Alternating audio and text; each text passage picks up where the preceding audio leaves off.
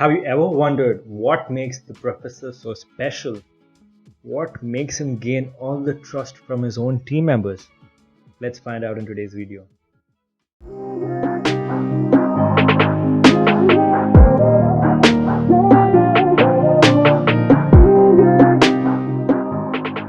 Hey friends, Dr. Bob here and welcome all to another video. If you're new here, I'm a general practitioner based in India and I make videos based on medicine, learning and life hacks. And also shout out to all the subscribers of last week. I'm so happy and thankful for all the love and support you guys show to the channel. It means a lot to me. And also consider subscribing for getting your name mentioned on the screen.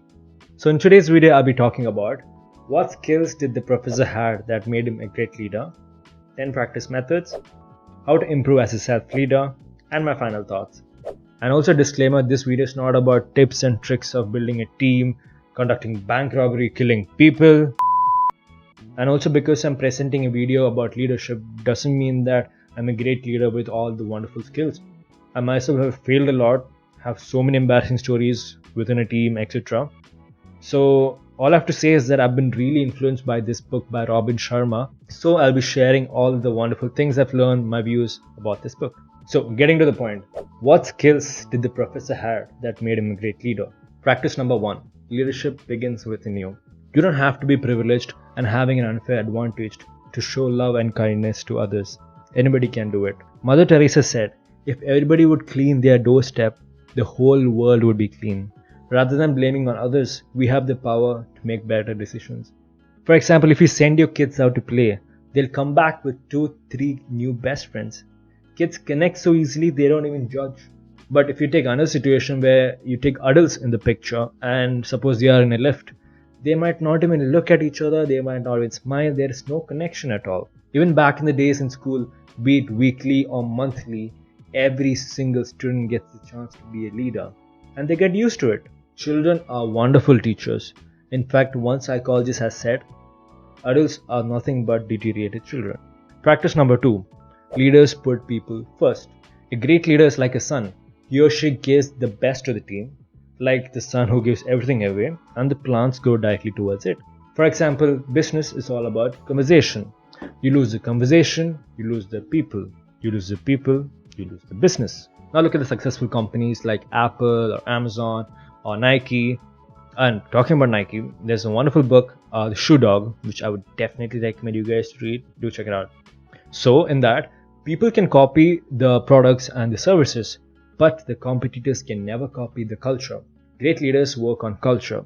So because of that, they try to make it special and every single one are celebrated and honored.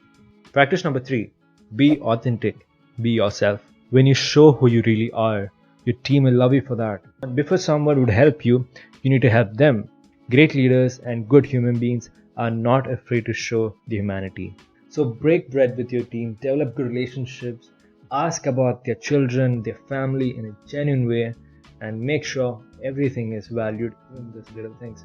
So there's one interesting line I read from a book called How to Win Friends and Influence People.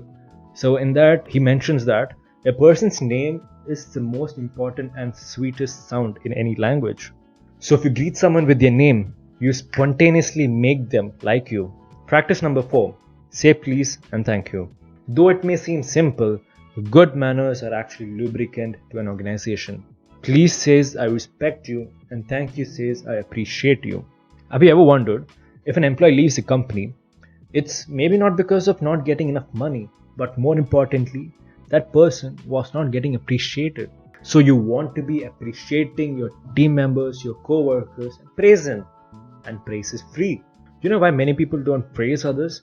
It's because they themselves don't feel good about themselves. It takes a lot of great inner power to say, you did a great job. So my challenge to you is that become the kindest person you know and see how it changes your professional life and also your personal relationships. We always think about making leadership sound all great and complicated, but it's all about the fundamentals. And being successful, being a leader, is about being consistent with the fundamentals. Practice number 5, under-promise and over-deliver. Never promise something you're about to do unless you're sure about it. And more importantly, under-promise and over-deliver. So show your work Be genuine with what you do, and that builds immense credibility among your teammates, and more credibility, more trust, and trust is everything. Practice number 6. See yourself as a merchant of wow. True competition is not about the share of wallets. It's about the share of your hearts and emotions. When you connect with your team at an emotional level, you gain their loyalty. And what makes a great leader great is simply this: he or she doesn't do what is easy. He or she does what is right. Practice number 7. Small daily acts of kindness. So it's all about the small, consistent steps that you make, also called as the 1% wins. So for example, you're doing that every day for like a month. You have got yourself improved by 30%. We always have the mistake that we think from outside in than inside out. As in, we think that if you have good cars or good home, good gadgets, we can really be happy. But that's not the case. Nothing on the outside will make you feel good on the inside until you start to work on yourself. This is where I remember a great quote by Jim Carrey. I think everybody should get rich and famous and do everything they ever dreamed of, so they can see that it's not the answer. Practice number 8. See failure as research. Failure is a price of ambition. If you see yourself not failing in the next 7 days, it's maybe because you're not stretching enough or not taking the risks. And it's in those failures that makes us decide if we're planning to move on or back off. So the place where your greatest fear live is also the place where your greatest growth lies. So when you're on your deathbed, and what fills your heart with the greatest regret is not the risks you took, but the risks you didn't take. The only failure in life is the failure to try. Practice number 9. Self-leadership. Organization and leading begins with human relationships. You cannot lead your team if you cannot lead yourself. The point of wisdom is simply this: if you get yourself together and if you get your teammates together, you automatically get yourself an extraordinary team together. The price of discipline is less than the pain of regret. I'd rather be disciplined right now rather than going to my end of my life and ask myself what I could have done. Also, how to improve as a self-leader. Firstly, commit yourself to lifelong learning. If you eat 3 times a day, you're fed. If you read 3 times a day, you're wise. Reading is like having conversation with the author. Imagine having conversation today with Nelson Mandela, tomorrow Mahatma Gandhi, tomorrow Barack Obama, like that. And secondly, connect to your mortality. So this really is a source of wisdom, as none of us really know when our time will run out.